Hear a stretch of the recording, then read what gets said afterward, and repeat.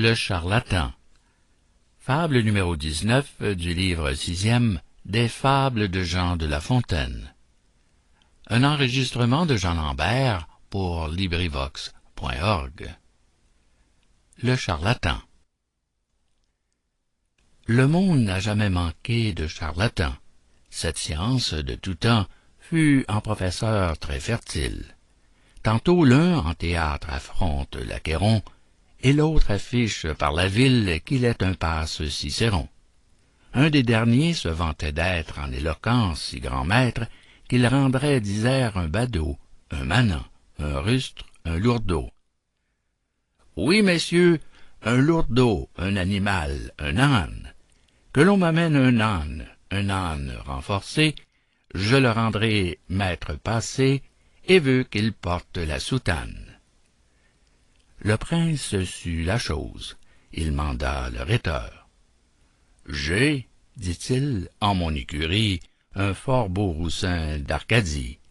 J'en voudrais faire un orateur. Sire, vous pouvez tout, reprit d'abord notre homme.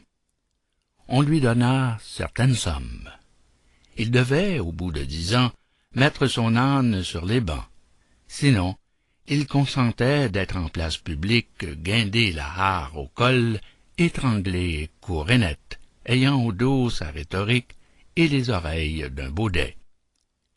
Quelqu'un des courtisans lui dit qu'à la potence, il voulait l'aller voir, et que, pour un pendu, il aurait bonne grâce et beaucoup de prestance.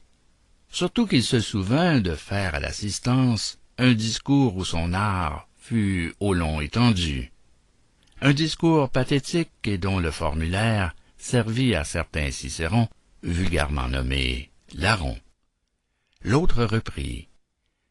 Avant l'affaire, le roi, l'âne ou moi, nous mourrons. Il avait raison. C'est folie de compter sur 10 ans de vie. Soyons bien buvants, bien mangeants. Nous devons à la mort de 3, l'un en 10 ans.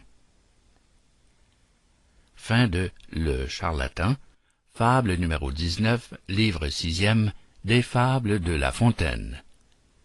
Cet enregistrement fait partie du domaine public.